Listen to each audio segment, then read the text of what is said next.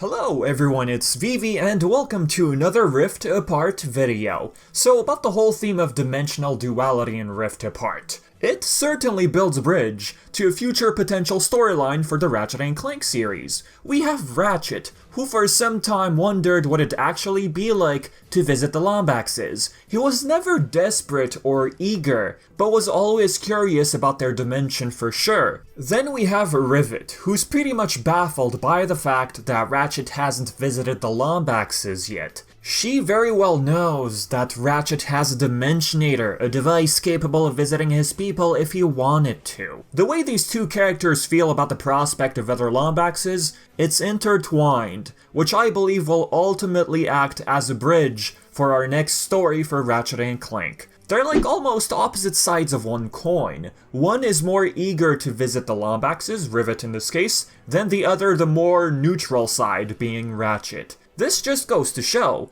how these two grew up with different experiences. These two are not like a dark mirror of one another, like an evil Ratchet, a nice Ratchet, that sort of thing. These two are supposedly counterparts to one another. I'm saying supposedly because the Lorb entries might have something else to say about that.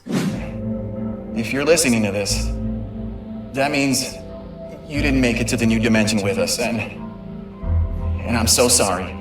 But hey, that is not the topic of today's video really. Instead, let's put our focus on some of the events that happened in Rift Apart and its ending. Or, to word it differently, where does this series stand after Rift Apart? But before we try to answer that question, let's first add some context. Let's go over some of the events that happened in Rift Apart. We have Dr. Nefarious' counterpart, the Emperor. Emperor Nefarious. Fun fact I've noticed, they both share the same name, Nefarious, for being counterparts, but they have a different title. One is a doctor, the other is an emperor. Anyway, the Emperor gets his hands on the Dimensionator. This is something I didn't find too surprising, to be quite honest. He attacks Sargasso, Rivet's home base, goes after Captain Quantum, former Resistance member and later captain of the Space Pirates. Well, Quantum actually sacrifices himself to get imprisoned so that Ratchet & Clank escape with his helmet, which is capable of locating the Emperor, who was previously bugged by Quantum. And soon after, him, completely driven by his overmassive ego, believes that success requires to take over other dimensions. As depicted in this scene, while by our Nefarious, success for the Emperor equates to happiness. Now that he's reached it, he feels empty, not satisfied enough. Our Nefarious ruins his pride in this scene pretty much. He lashes out, believing our Nefarious knows nothing about success. And then suddenly he feels like taking over other dimensions, that being the way to go. Yup, that's the Emperor for ya. Dr. Nefarious explains that it took him years to find the coordinates to Nefarious City. Now, as a reminder, the events of Rift Apart take place after Into the Nexus. Going off what Dr. Nefarious explained in this scene, how it took him years to find Nefarious City, well, you might ask, has it really been years since the events of Into the Nexus? Well, yes. Not only was this confirmed multiple times by Insomniac Games, but the opening scene in Megalopolis also makes it clear that Ratchet & Clank have been off hero duty for years. It's highly likely that Dr. Nefarious has been planning something like this during our duo's hiatus. This was just a little interesting note I wanted to put in. So, where were we? The Emperor assures the Doctor that having a dimensional map shouldn't be a problem. The archives on Savali get destroyed. The Emperor pretty much ransacks the place. Gary later explains that he hid the map in a dimensional anomaly. The Emperor, of course, finds the map. Ratchet's sent to Zordoom prison. Rivet later manages to rescue Quantum, Phantom, and crew from their cell. This is where we wonder what actually happened to the rest of the members of the Resistance. We know that Phantom got captured willingly to try to tear this whole rotten world down from the inside. Kit tells Rivet that it wasn't her fault that her friends from the Resistance got captured. This is from a prior scene where Rivet dealt with Dr. Nefarious in the arena. If Moidoy and Klatchki were captured, It's likely they were killed, because there's no mention of these two whatsoever other than the pictures in Rivet's room and the Emperor's hit list from the infobot. There's also another Resistance member who speaks to Rivet in the very first cutscene in Rift Apart.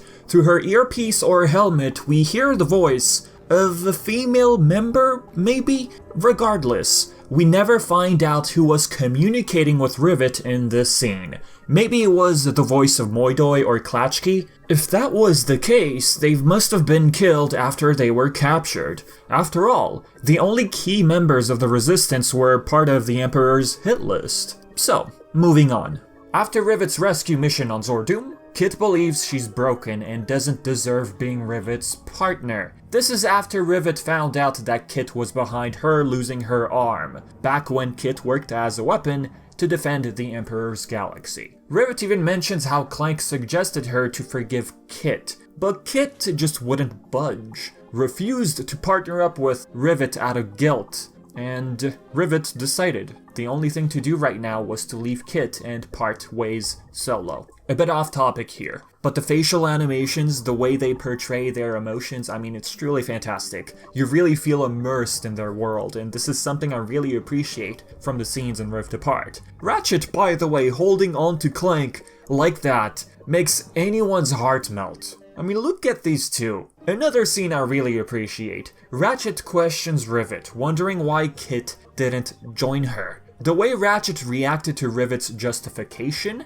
how Kit might actually be dangerous, his reaction just goes to show how he's matured. Sure, he reacted. He got a bit angry in a way, concerned, but he didn't overreact. He knew he had to control his temper and not let his emotions take over. The fact that Ratchet and Rivet step back and quickly apologize to one another, that easily goes to show that they've reached a level of maturity which I feel longtime fans of the series might appreciate. Yeah, in this case Rivet is a new character, but I think this is what the team at IG wanted to establish. Two characters who've evolved their own separate ways due to their different circumstances. As our duo enters Xerxes, they join their friends and crew, and then suddenly there's the Emperor on the television, waving his victory. But he craves more. To celebrate this momentous occasion, he decides it's time to take over Dr. Nefarious' home, in other words, our dimension,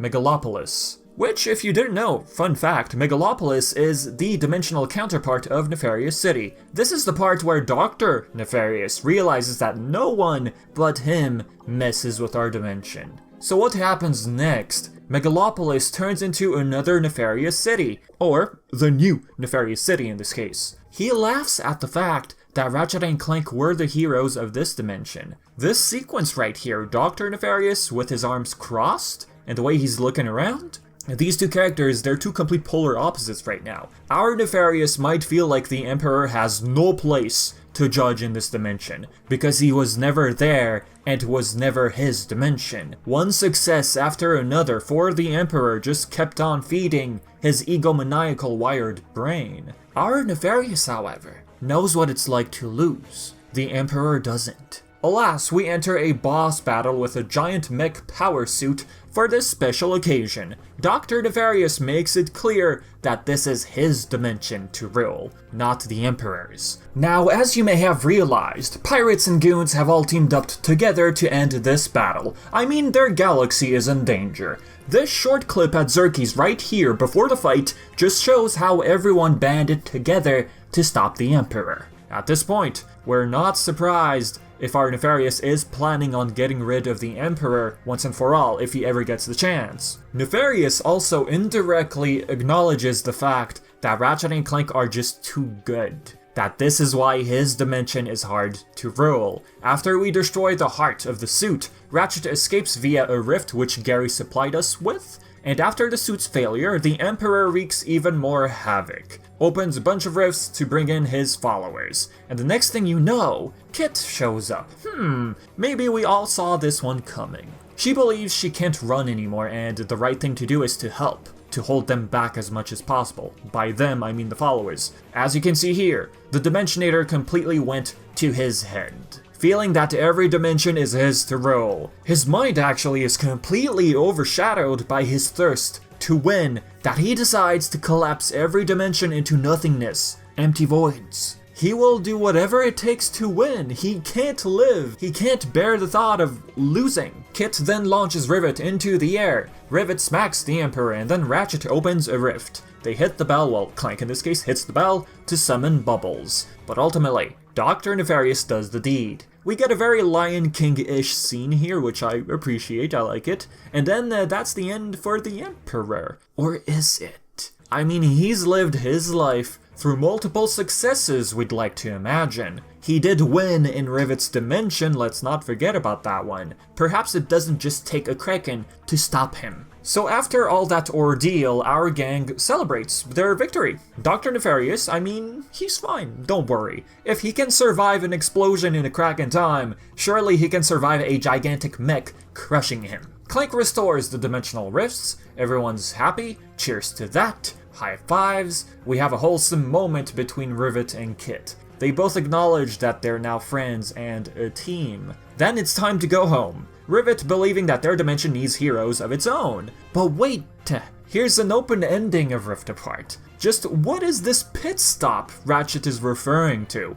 First of all, two things. One, an open ending, if you're not too familiar with that term, it means that a conclusion is interpreted by the audience. The game in this case doesn't seem to make it clear as to what comes next. We simply are left to speculate it all. Two, the meaning of a pit stop typically means to stop somewhere to refuel or to recharge. If anything, we perhaps do have a hint, but that's it. Rivet wonders where they're headed. Ratchet replies saying, "I think you know." Kit and Ratchet even stare at each other for a brief moment. Kit gets all excited, judging from her body language. Excited about what exactly, you might ask? My guess would be to fix Clank's arm. After all, Clank just so happens to be someone Kit is fond of. So, about this pit stop. I'm gonna be real honest here. Naturally, the first thing that came to mind is Zerky's gastropub. It might sound funny to you, but if we take a look at one of the shots from the credits, Clank's arm gets fixed. Yellow arm at that, which is pretty cute.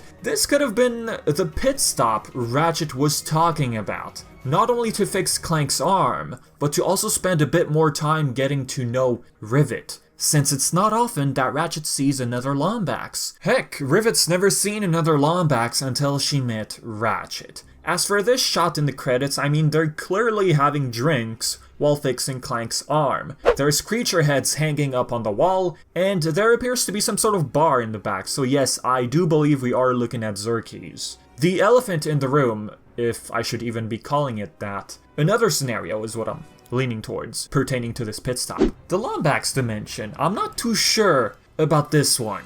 I mean, yeah, I'm bringing it up, but hey, it could be it? Then again, I would find it too sudden. Logically, ask yourselves this. Would Ratchet rather get Clank's arm fixed and get to know Rivet first before going to the Lombax dimension? Or would Ratchet just forget about Clank's arm, forget about knowing Rivet better, and then just go to the Lombaxes? The former sounds more natural to me. And the thing is, a pit stop to a dimension where your race lived for years, I mean, visiting that place, I mean, does it really sound like a pit stop? A place to refuel or recharge? To me it sounds like a big deal. The Lombax dimension, look, it's an easy guess for sure, but if you really take the time to analyze what actually happened in Rift Apart, would Rivet and Ratchet be quick and eager to visit the Lombaxes after facing the Emperor? Heck, as Ratchet pointed out in this scene, what if the Lombaxes aren't what he's expecting? To add on to this, another shot from the credits, we have Ratchet and Talwyn, who appear to be looking at a dimensional map, maybe. They're looking at the archives on Savali. That could perhaps be hinting at Ratchet eventually visiting the Lombaxes when it feels right. Another note I'd like to make. Kit for some time was keeping an eye on dimensional archives on Savali. Seeing as how one of the monks knew that Lorbs contained ancient information by the Lombaxes, it's only natural for Kit to later find out that Lombaxes were here at some point on Savali. Kit never showed any signs of ever wanting to visit the Lombaxes, other than sheer curiosity as to how Ratchet feels about meeting his people. So again, Kit showing excitement in this scene shouldn't exactly imply the pit stop being the Lombax dimension. The credits altogether, heck, seemed to indicate that Rivet and Ratchet spent a bit of time together before they both headed home. We have Kit and Rivet fixing Savali, indicating that they most likely went back there shortly after dealing with the Emperor. Now look, I'll talk more about the credits in the future video, but for now, if I go back to the question I asked you folks before, where does the series stand after Rift Apart? Well, like I said, we have an open ending. Seeing as how this game is gaining a lot of positive reception and traction, I mean, the future of the series is looking very bright. Sometimes I wonder what a Rivet and Kit spin-off game would be like, but hey, I'm gonna leave those things for future videos, alright? So with that being said, as always, if you have your own theories, your own way of seeing things, understanding things in Rift Apart, feel free to share it in the comments section below. And, like always, I've been Vivi, and until next time.